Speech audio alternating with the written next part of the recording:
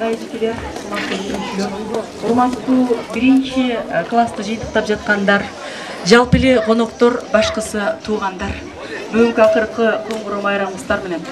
Акыркы коңгуроо деген бул 11 класс үчүн балалыктын акыркы коңгуроосу болгон менен жаштыктын биринчи тепкичи. Сапарыңар байсалдуу болсун демекчибиз. Ушул айылда өсүп, ушундай мектепте окуп, ушундай жакшы мугалимдерден тарбия алып, ушундай эрезеге жеткирип, анан ушул күнгө келип отурган Кудайга чексиз шүгүрлөрдү айтып, рахмат айтабыз. Анткени биз 20 жылдык бүгүн келип отургандар айрым башка мектептегилерден, шаардагылардан айырмаланып, классташ гана эмес, бир суудан ичкен, бир абадан дем алган түз бир, тегибиз бир тууганбыз. Бул дагы дайыма чектелүү тагдырдын беришендиги деп кабылдайбыз.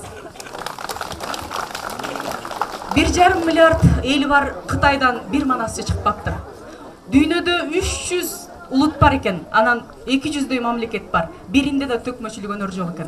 Бул Кыргызда гана бар экен. Көрсө, Кыргызда тарбия, Кыргызда элдик педагога, анан Кыргызда момундай күчтүү мугалимдер тарбия берет экен.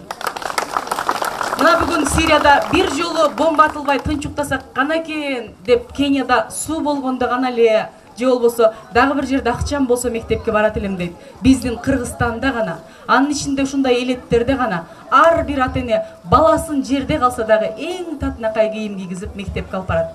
Бул дагы биздин дайыма ушул тагдырга рахмат айта турган дагы бир чоң бактыбыз десек болот.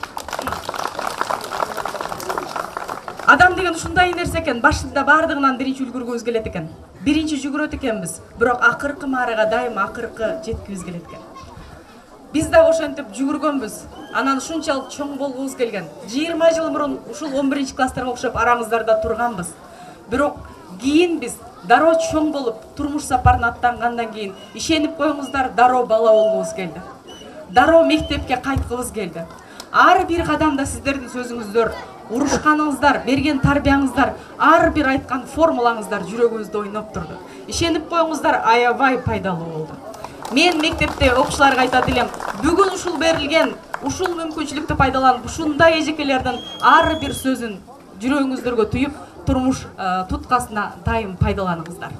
Бирок тагдыр деген ушундай нерсе экен, балалыкка ушунчалык кеткибиз келсек да биз бара алган жокпуз. Бирок ошол балалыкка сапар жасатыла турган бул дүйнөдө эки гана адам болот экен. Биринчиси апабыз, экинчиси мугалимдер. Ошол балалыгыбызды көз алдыбызга алып келип, бүгүн бизди толкунтантып турган, бүгүн бизди ат айлантып казыгын табат кылып ушул жерге атабыз көрбөгөн Россиядан, Казакстандан, дагы чет мамлекеттерден алып келип астыңыздарга дем ушинтип тазим кылдырып отурган мугалимдер, урматтуу устаттарыбыз, көздөрүңүздөр үчүн, сөздөрүңүздөр үчүн, өздөрүңүздөр үчүн бир ордубуздан туруп коелучу тазим этебиз. Дагы бир жолу тазим этеличи. Ошон үчүн баягы адам асманды, айдын нурун кармап минип, дүйнөнү жалгыз билип алтындан үйгө кирсе дагы бир кишинин астынан туура өтө албайт экен. Бул мугалим экен. Урматтуу, ушул мугалимдик кесипти тандап алганыңар үчүн бул дүйнөдө бизден ыраазычылык, тиги дүйнөдө Аллахтан ыраазычылык болсун. Анан эми сиздер үчүн эмне белек берсек аз болчудай сезде.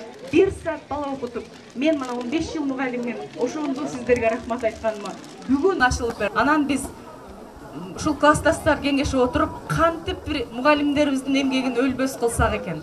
Кантип бир ушулардын жүрөгүндө биздин республикалык кыргыз тили коомуна кат жолдоп, ошол жактан сиздердин эмгегиңиздерди баалап, мыкты мугалим деген атайын чечим менен наамдарды алып келдик эле, ошолорду тапшырууга уруксат этиңиздер. Майдагы чечими менен Субан уулу Алмаз атында орто мектебинин мугалими Шералиева Батма элеттик эң мыкты устат номинациясы менен сыйланат.